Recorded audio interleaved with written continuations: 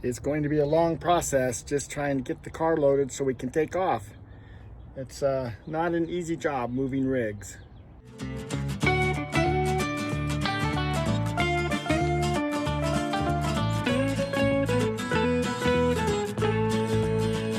Well, it's still cold in Utah. It's actually snowing right over there in the mountains. Yeah, so it's actually been really nice for the last few days. It got up to 50 and maybe 55 once. But anyway, the plan was to take Beulah up to my sister's place up in Brigham City, so that's about another 60 miles north of where we're at. But we got to my brother's place, and the rig just sat in here so nice and everything. We decided, why are we going all the way that far? So anyway, we're going to be leaving our rig at my brother's place for now, and then when we come back in a little over a month, we'll take it back into Salt Lake. And so that way we don't have to drive it so far. So everything's done on it. It's all ready, but we've got to move everything that we're going to take. We need to get loaded into the car. It's not gonna fit. Ninette might be staying here. Wow, So you're just going to give me to your brother. Anyway, we kind of moved our time frame up just a little bit because we were gonna go 2 days from now, but we're actually leaving bright and early tomorrow morning because it is going to be heavy snow for the next 2 days. So we're hoping that if we get early enough, we can get ahead of the storm and get through at least Cedar City, Utah is high elevation just before it goes into St. George, and that's where the big storm's supposed to be hitting. So we got to get down there before noon. We're in our car. That's a little different. Yeah, we're in our car, so we'll be able to go pretty fast. But we will be weighted down. And if we get into snow, it's not quite as much of a deal as it is being in the rig. So anyway. Hopefully not. Yeah, but hey, we're excited. Yeah. We're going on. We're going to go stop and see my parents and then head on down to Yuma. So let's get our other house. Yep. Let's see what it's going to take to get moved into our new house. Yes. That might be a little bit scary. So I'm topping off my water tank, and I'm going to dump my sewer tanks before we leave. I'm not going to fill the water all the way to the top, but I'm going to put quite a bit of water in there. And the heater's going to be left on while we're gone, so I'm not worried about it freezing. But at least it'll be ready when we get back we're going to move this into Salt Lake. And so everything will be ready to just drive it into Salt Lake. Can't forget the tire monitors. We got to have those. We're taking them off this rig to put on the new rig. And we need the hitch so that we can pull Blue Bonnet behind Bella. So we got to pull that with us too. This is my garage. So everyone else has a garage or a shed. This is my storage shed. So everything's in here. This is just an empty cooler when we travel. You see it down there. When we travel away from where we're, parked too far, then we don't want our groceries getting cold or warm. So we put them in here to keep them cold.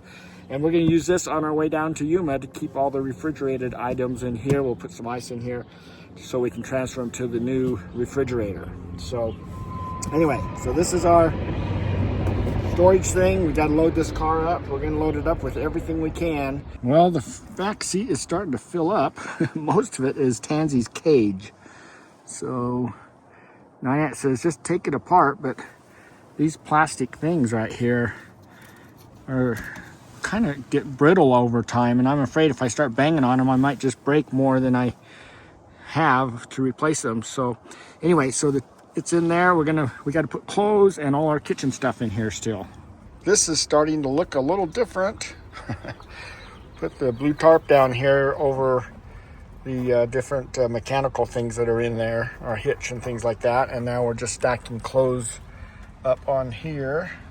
So we got some clothes there we put up. We just put all our hanging stuff, slid it back up in there. So Ninette's pickleball stuff, my camera stuff, and this is where some more food will sit, and of course all of our groceries. But man, you got to look and see how Tansy is sitting. She is sitting in gourmetness here. This is her, she loves this low box. It's got a scratch pad in there. She likes to go in there and lay in there, and she can come up here and get into her little cat that she's got right there, crawl into.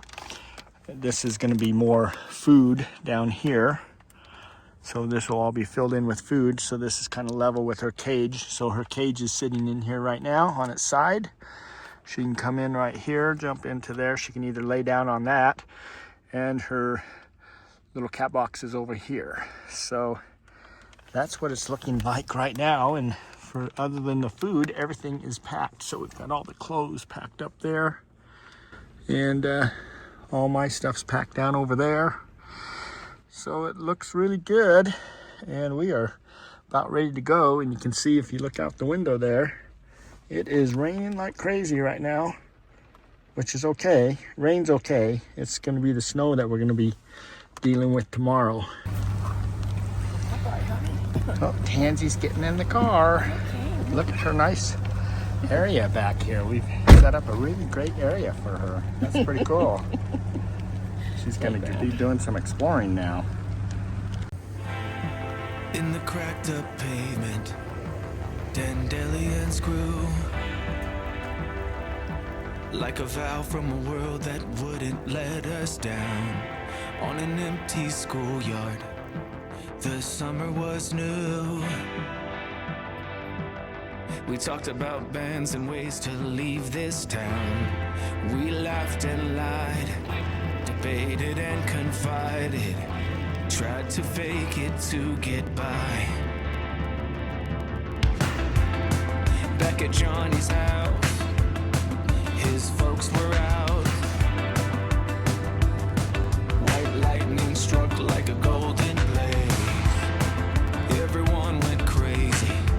Everyone was there that night. A grown-up kiss in a twilight haze. We thought we'd had it. Damn, I'm sure we did. Have we let it slip away?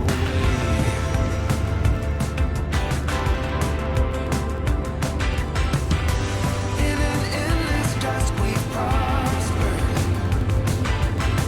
when everything was bright and new. A crew of jokers and believers, moonlight dreamers. We got a band together, although nobody could sing. We learned some chords, one pose, got cocky and loud. Wrote songs that existed, thought we knew everything. Rehearsed in that old house, dreaming of a crowd. Just a heartbeat away, still another life. Have we let it slip away?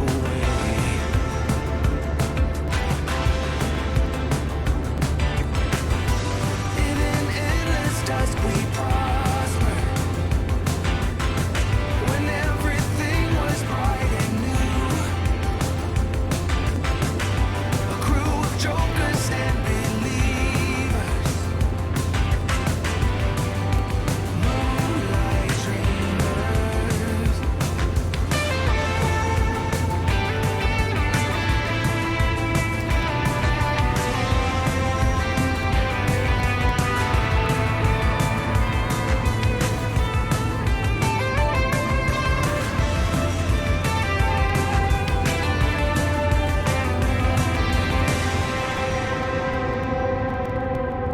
We have arrived in St. George at my parents' place. Boy, what a wild, Wet. windy, wet ride that was. It was windy. I'm yeah, glad really, we're not in the really, RV. yeah, Wow. it was major windy. So, but Tansy. Tansy's, She's a good traveler.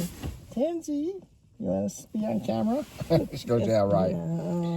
But I haven't brushed my hair yet. yeah, she's found a nice little spot there. We have like 3 spots that she can 1, lay 2, down. 3, 4, 5. Yeah, so she's staying pretty comfortable, and her cat box is right back here, so she's happy. So, and She won't been be really happy good. if we go in and leave her. But Yeah, so, but anyway, we're here, and it's time to go check out our parents. We're going to be here for a couple days before we head down to Yuma, just kind of taking care of some family business. It's been a long time since we slept on a bed in an actual house, bedroom. Tansy's really liking the bed. You like this bed, Tansy? Huh? This kitchen's just way too big. I can't handle it. Get tired. Get your 10,000 steps in just trying to cook breakfast. When we walk out the front door of my sister's house, we would normally see our motorhome sitting right here. But instead, we just have our car. Well, we spent yesterday visiting my parents and my sister, and we stayed at her house last night. So it is bright and early Friday morning. So a little bit of frost, or you can see your breath a little bit. It's a little cool.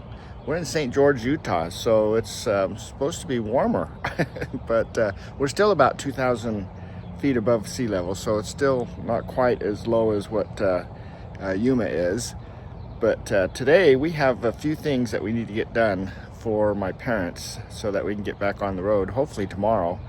And one of those is we got to sell their car that they don't ever use anymore.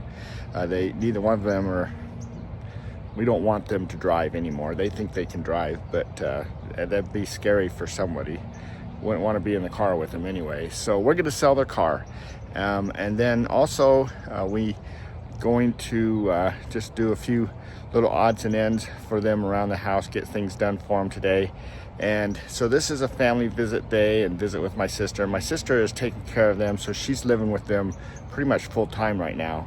And so that's a little bit of a challenge for her, so we're going to try to help her out with a few things too. Oh, and one other thing I forgot is that I do have a Red Cross blood donation today. I have a condition where I keep creating tons of red blood cells, and so I have to donate blood quite often to keep so my blood doesn't get too thick.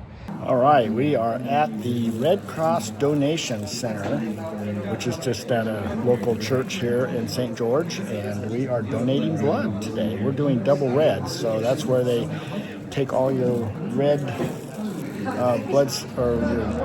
blood out, and they take all the red blood cells out, and they put all the other stuff back. So that works better for me because I generate too many red blood cells. That's a condition which causes my blood pressure to be higher too. So this works out good.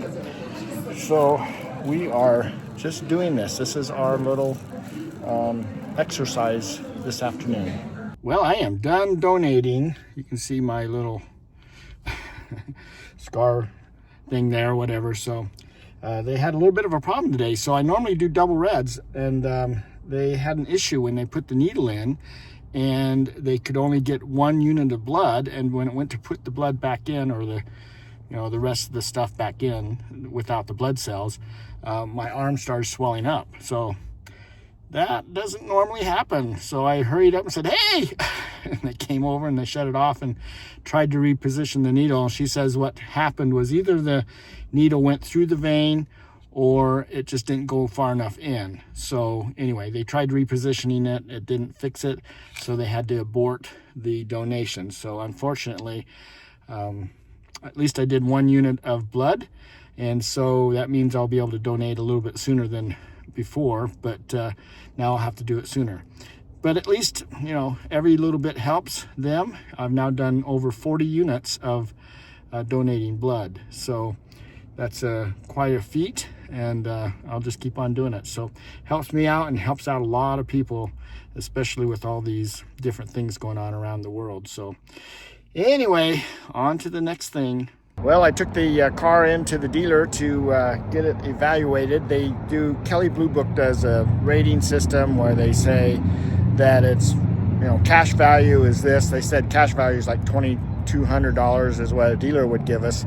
And if we were to sell it for a private individual, it was like $3,200 to $6,200, with the average being somewhere around $35,000 to $4,000. So anyway, the dealer checked it out, had some comments. So first of all, right here, there we go, some scratches, plus, this is kind of like Arizona, this is the heat. So, you get a lot of damage to the clear coat. and that's in a couple different places on the car. And then over here, there's a dent right down here. I don't know if you can see it. I didn't realize that was there and everything, but anyway, the dealer says, well, we can only give you about $500 for it, which, you know, it's a really nice car, drives really nice, has low mileage on it for the year it is, but because they have to go and fix like all the mirrors and the door handles, clear coats and things like that, it's not worth it to them to buy it. And so we talked about the offering, you know, what they said the value was, low blue book being like $3,200. And he says, I definitely just sell it to a private individual.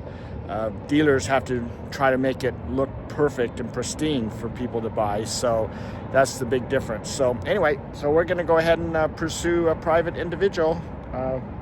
It's a nice car, drives nice, so it should be a good car, especially here in St. George for students and whoever else is just running around town. It's gone. I posted the car last night, and this afternoon it's gone. So in less than 24 hours, we sold the car. I listed it at $39.99, and we sold it for $3,400. So not a bad deal. And the young guy that bought it is a student here in St. George. He's actually becoming a doctor, a nurse practitioner, has to drive to Las Vegas every week. And so now his wife can have a car while he uses this little car to drive back and forth. It gets great gas mileage. So one more thing done. And then of course you got to do all the little odd jobs that need to be caught up on while you were gone. And so we replaced these fluorescent lights that were in here. One was bad, and we replaced it with LEDs. Boy, is it bright. Whew. Look at all these people. This is not the time to come to Costco in St. George. It is the busiest one. They only have one, and they're getting ready to build another one, but it won't be out for like another year or so. But their line starts clear back past the registers. And luckily, because we only had one item, they fast-tracked us, so we get to bypass all these people. But this is really busy. Well, the car's looking pretty dirty back there from all this traveling, but we have finished everything here at my parents' place. And so we are going to get back on the road. So this video, we're leaving today, and guess what? Utah. It's daylight savings time change in the morning. So when you see this, and watch this video, you guys will have gone through a daylight savings time change, but we will still be on the same time. Yay! Because Arizona does not change time. It doesn't do the time zone thing. So anyway, but we've had a lot of fun here. It's been fun visiting the family. We got things done. And some of the things that we have to get done, you know, just because when your parents are getting older, there's certain things that you have to do to kind of make preparations and things like that. And so we've been working on those things. So we're done. We had to sell their car, and they're not very happy. Yeah. But they haven't been driving it for a year. The funny thing is, the funny thing is, my dad says, well, they don't give you a license after you're 85. Well, he's 97. He's 97, so I'm not sure why they needed the car. They're just paying money on it. Now we can buy a truck. Yeah, now he wants to buy a truck. So it's interesting. Yeah. The things that you have to deal with as your parents get older. Yes. They're just so stubborn dear, children. But they're stubborn. And, you know, you just kind of have to help out where you can. So anyway, we're going to get back on the road bright and early tomorrow morning. We will be in Yuma tomorrow. So we will be... Long ride from here. Yep, we will make it, back hopefully. To Bella, and we'll start getting loaded into Bella. So that'll be a fun thing to do, and we'll see how that all works out. And we've got a few things already planned, so we will be showing those to you on our next video once we are in Bella and we start that particular adventure. So... And especially, we have a special thanks for David's two sisters, Teresa and Kathy. Yeah. They stay 24 hours a week. One takes 1 week, the other one takes another week. Yeah. So we don't have to do that. So well, we do other things, but we try to help out where we can. But it's nice that they're doing that. So thank you, sisters, for doing that. We do appreciate that. We know that it's a hard thing to do, and because I did it with my mother and. But they've got two, so mom and dad. Nice. So. Yeah. So anyway, thanks for coming along. Hopefully we'll see you down the road somewhere. And if not, then I'll be on our next video. So you guys all take care. Bye.